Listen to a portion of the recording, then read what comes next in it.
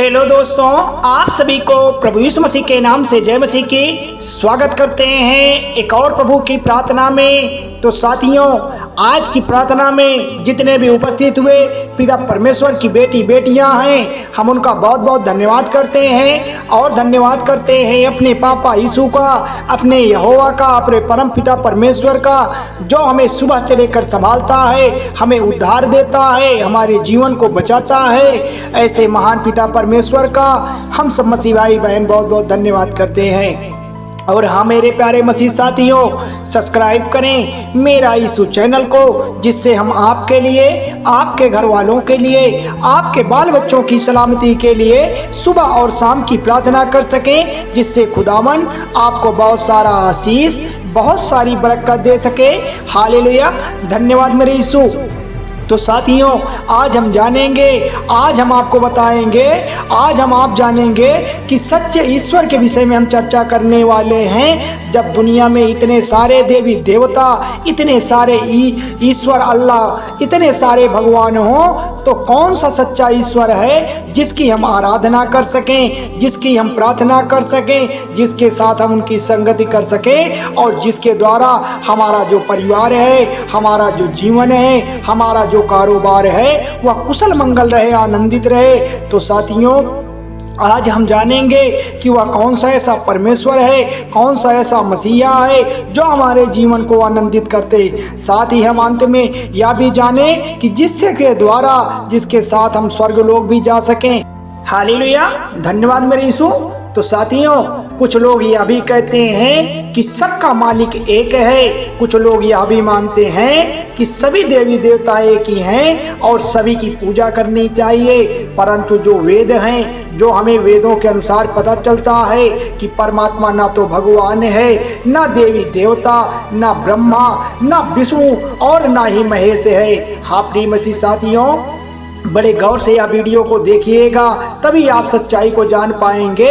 क्योंकि जो परम प्रधान है, जो परमात्मा है, ना तो अग्नि है, ना वायु, ना जल है, ना ही आकाश है, वह निराकार है। ईश्वर ना तो दुर्गा है, ना राम है, ना कृष्ण है, ना बुद्ध है। ईश्वर इतना विशाल है कि वह पूरा आकाश गंगा, पूरा यूनिवर्स उसमें समाया है और उसका अंश सभी में व्याप्त है। हाँ, परमेश्वर कभी किसी से शादी नहीं कर सकता। जो परमेश्वर है वह किसी से शादी नहीं कर सकता है, क्योंकि उसके तुल्य कोई नहीं है और ना ही कभी होगा। इसलिए हिंदू धर्म के अनुसार सृष्टि की पूजा करना पाप है। मगर फिर भी कुछ लोग आडंबर के द्वारा सृष्टि की पूजा करते हैं, अपनी इच्छा और लोगों के दिखावा के चलते, अपने अंतरात्मा की संतुष्टि के लिए ऐसा करते हैं। क्या सब ईश्वर एक हैं? यदि आप अपने मन में यह सवाल का उत्तर ढूंढ रहे हैं और निराशा आपके हाथ लग रही है, तो आप बिल्कुल भी ना परेशान हो।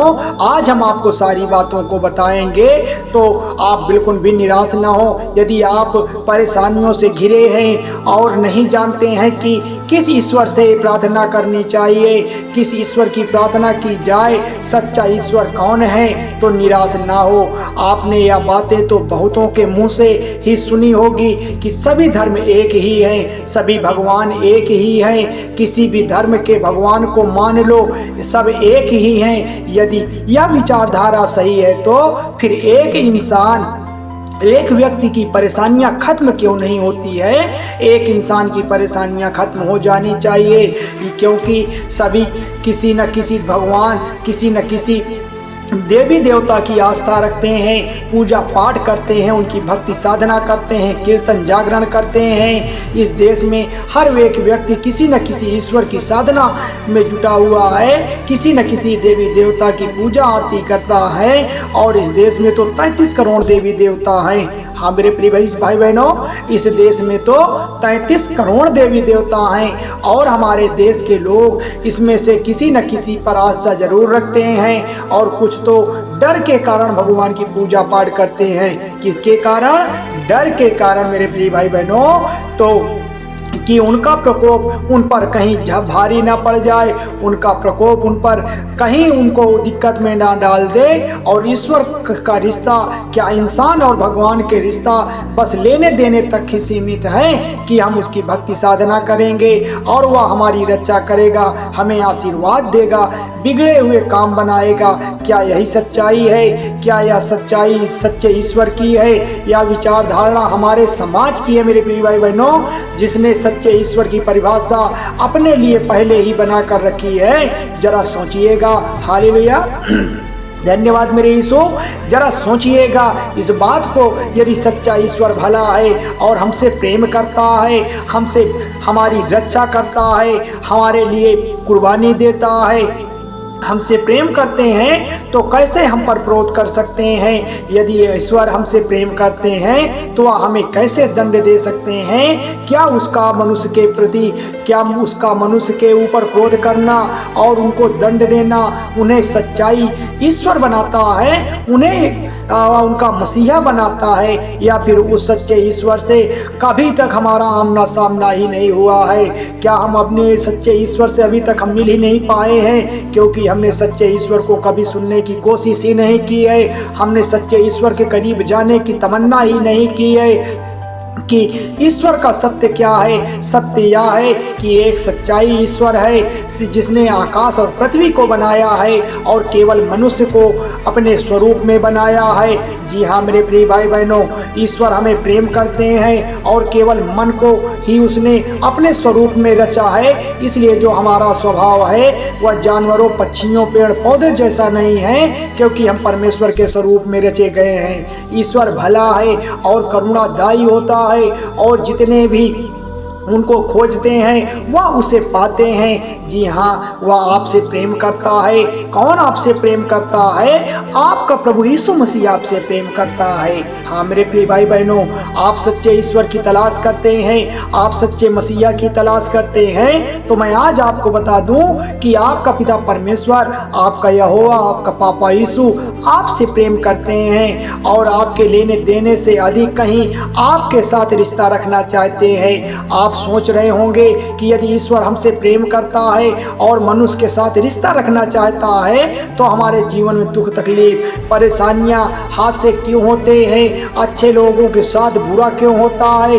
पर सच तो यह है कि इन सब बुराइयों के पीछे ईश्वर नहीं बल्कि शैतान ही पाप कर रहा है। साथियों, यह वीडियो आपके लिए बहुत ही महत्वपूर्ण होने वाली है।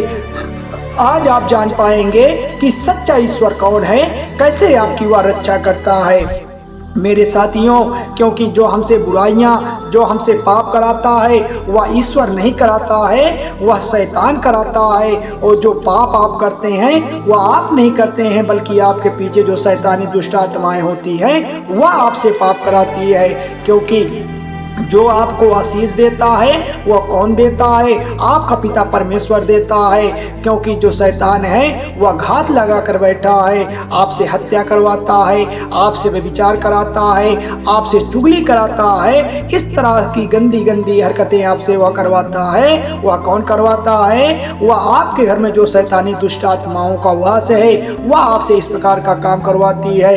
इसलिए आप सच्चे मन से अगर पिता परमेश्वर को पुकारा है, अपने पापा यीशु को आपने पहचाना है, उनके निकट आकर उनसे प्रार्थना की है, उनसे मन्नतें की है, आपने उनसे मदद मांगी है, तो पिता परमेश्वर आपको बचाएगा, आपकी रक्षा करेगा, आपके बिगड़े हुए कार्य को बनाएगा, आपकी हर समस्या का हर परमेश्वर निकालेगा। क्योंकि प्रभु यीशु मसीह क्या है? वह आपका परमपिता परमेश्वर है, वह उद्धार करता है, वह जीवन देने वाला है।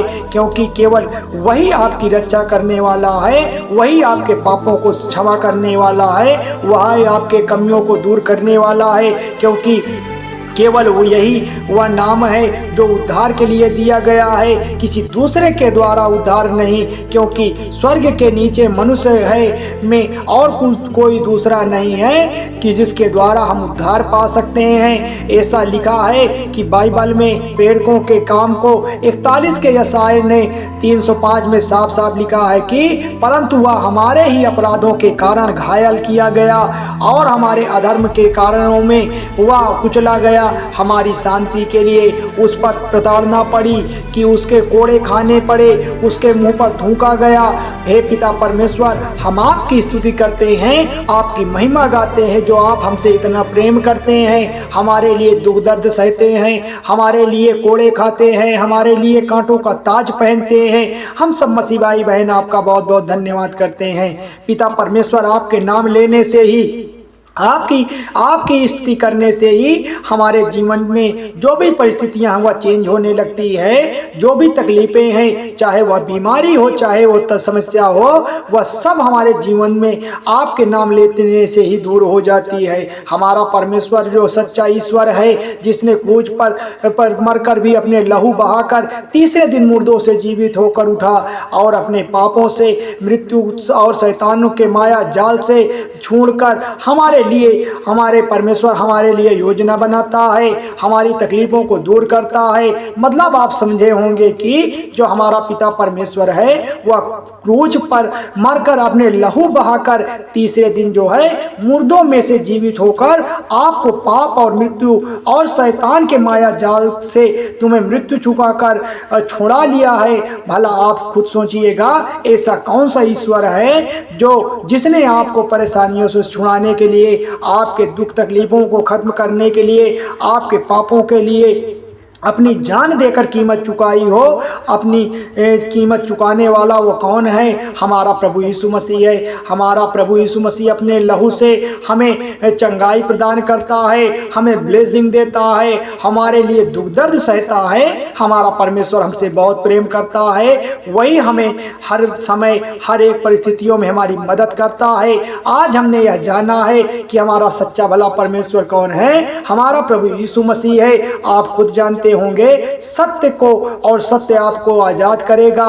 प्रिय स्वर्गीय पिता, मैं आपकी स्तुति करता हूं और आपको सारा आशीष आपके जीवन में पाया। आप हमारे बाल बच्चों को, आप हमारे कारोबार को जो चलाते हैं, उसके लिए पिता परमेश्वर हम सब भाई बहन आपका बहुत बहुत कोटि कोटि धन्यवाद करते हैं।